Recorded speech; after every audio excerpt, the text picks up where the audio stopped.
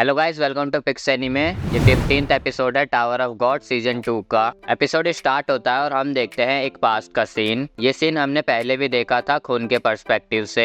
And Dorsey balm से बोलती है, तुम रेचल को छोड़कर यहाँ क्या कर रहे हो। बाम बोलता है, मैं रेचल के लिए फ्लावर्स इकट्ठा कर रहा हूँ क्योंकि जहाँ से हम आए हैं वहाँ फ्लावर्स नहीं होते। एंड डॉर्सी बोलती है, तुम तो बहुत रोमांटिक निकले, तुम मुझे भी एक गिफ्ट दो। बाम बोलता है, तुम्हें गिफ्ट क्यों चाहिए। एंड डॉर्सी बोलती है, स्ट्रॉन्ग और यूजफुल होने के लिए, और मैं बहुत हार्ड वर्क करती हूँ। बाम बोलता है, क्या गिफ्ट चाहिए तुम्हें। और एंडोर्सी बोलती है, मेरे साथ डेट पर चलो। लेकिन बाम को पता नहीं था कि डेट क्या होता है, और एंडोर्सी उसे बताती है, डेट पर हम दोनों साथ में घूमेंगे और एंजॉय करेंगे और वो दिन तुम सिर्फ मेरे साथ बिताओगे। बाम बोलता है, पता नहीं मैं ये कर पाऊंगा या नहीं, पर अगर हम टेस्ट पार कर गए तो मैं जरूर तुम्हारे साथ डेट पर चलूंगा। एंडोर्सी बोलती है, मैं इंतजार करूंगी उस दिन का। एंडोर्सी फिर वहां से जा रही होती है और उसका पैर मुड़ जाता है, जिसकी वजह से वो गिरने वाली होती है, पर बाम उसे गिरने से बचा लेता है। प्रेजेंट में हम देखते हैं एंडोर्सी वहां आ गई है जहाँ ट्रेवलर और वायोल थे, और वो आते ही उस पेट्रोल रोबोट पर हमला करती है। फिर वो वायोल के सर पर गन तान देती है और बोलती है, फाइनली हम मिल गए,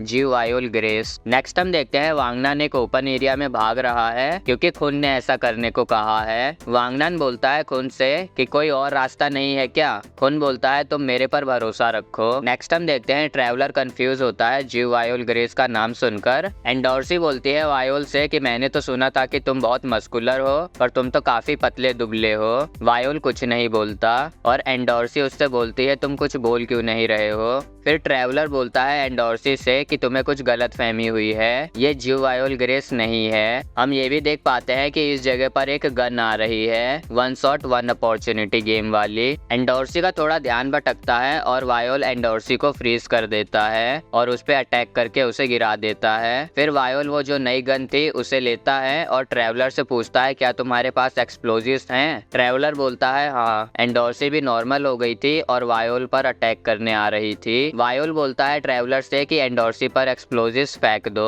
ट्रेवलर ऐसा ही करता है और एंडोर्सी पर एक्सप्लोजिव्स फेंक देता है, जिसकी वजह से वहां ब्लास्ट होता है, पर इस ब्लास्ट से एंडोर्सी को कुछ नहीं होता। और इस मौके का फायदा उठाकर ट्रेवलर और वायोल भी यहाँ से निकल जाते हैं। एंडोर्सी को फिर याद आता है कि जो फ्रीज एबिलिटी वायोल ने यूज की थी, बाम भी सेम एबिलिटी यूज करता था। हम देखते हैं ट्रेवलर और वायोल को। ट्रेवलर बोलता है, एंडोर्सी जहाज बहुत क्यूट है पर खतरनाक भी, और लगता है एंडोर्सी ने पीछा करना बंद कर दिया। फिर वायोल बोलता है, हाँ तुम सही बोल रहे हो। ट्रेवलर बाम से बोलता है, तुम्हारे साथ अच्छा नहीं हुआ। एंडोर्सी कैसे तुम्हें जीव वायोल ग्रेस समझ सकती है, ऐसा हो ही नहीं सकता कि तुम उसके जैसे बुरे इंसान हो। ट्रेवलर बोलता है, पेट्रोल रोबोट्स ने भी हमारा पीछा करना छोड़ दिया है, और कहता है कि आवाज सुन के लगता है कि ऊपर कुछ चल रहा है, अब हमें अपने अपने रास्ते चलना चाहिए। और वो बोलता है, अब मैं तुमसे आर्किमिडीज पर मिलूंगा, और ट्रेवलर वहां से चला जाता है। वायोल ट्रेवलर की बात याद कर रहा था कि उसने बोला था कि वर्कशॉप बैटल का प्राइस है एक ह्यूमन बीइंग। फिर हम देखते हैं क्वात्रो को। दोस्तों, इसे हमने पहले के एपिसोड में भी देखा था जब इसकी और वांगनान की टीम की फाइट हुई थी एक फ्लोर टेस्ट में। क्वात्रो कुछ रेगुलर्स को जला रहा था और उन्हें जलाने में उसे बहुत मजा आ रहा था। फिर उसका टीममेट बोलता है, चलो किसी ऊंची जगह पर, और जिस जगह पर वो दोनों जाने की बात कर रहे थे वहाँ पर गोसेंग, एक्रेप्टर और इहवा हैं। नेक्स्ट हम देखते हैं इन तीनों को। एक्रेप्टर बोलता है, लगता है नीचे अभी सब मामला शांत हो गया है, चलो नीचे चलो। जब वो तीनों नीचे जा रहे होते हैं वो देखते हैं चैंग और क्वात्रो को।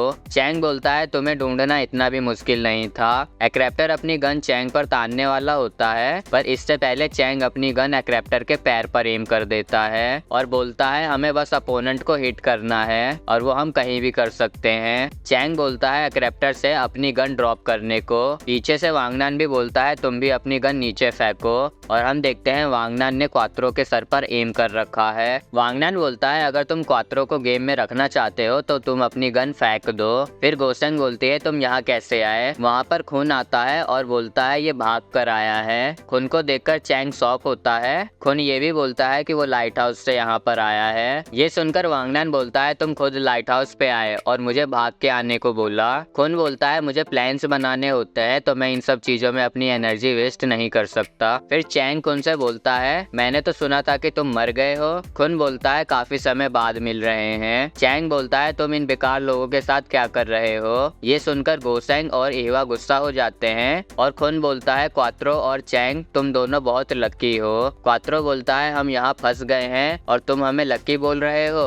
खुन बोलता है अगर तुम्हें किसी और ने पकड़ा होता तो वो तुम्हें शूट कर देता और तुम दोनों गेम से बाहर हो जाते। चैंग बोलता है तुम कहना क्या चाहते हो। खुन बोलता है मैं तुम्हारे साथ एक डील करना चाहता हूँ, या तो हम तुम्हें इस गेम से बाहर कर दे या तुम हमें अपनी बुलेट्स दे दो, और अगर तुम ऐसा करोगे तो मैं तुम्हें लाइट शॉट मारूंगा और आर्किमिडीज पर भेज दूंगा। चैंग बोलता है अगर मैं कोई भी ऑप्शन नहीं चुनूं तो। खुन बोलता है मुझे पता है तुम दोनों बहुत स्ट्रांग हो और अगर तुम हमसे लड़े तो तुम कुछ लोगों को तो मार ही दोगे, पर तुम ये जानते हो कि तुम मुझे नहीं हरा सकते। तुम्हारी राइट आई को तो पता ही है ये। चैंग ये डील एक्सेप्ट कर लेता है और खुन उन दोनों को आर्किमिडीज पर भेज देता है। गोसेंग फिर खुन से बोलती है चलो अब प्रिंस और मीसेंग को ढूंढे। खुन बोलता है हम उन्हें ढूंढने नहीं जाएंगे। ईवा बोलती है क्यों। खुन बोलता है अभी हम इस गेम पर ध्यान देंगे और वैसे भी अगर वो दोनों खुद को नहीं बचा सकते तो वो वर्कशॉप बैटल में हमारी क्या मदद करेंगे। खुन बोलता है उन दोनों पर भरोसा करो। एक्रेप्टर खुन की बात से अग्री होता है।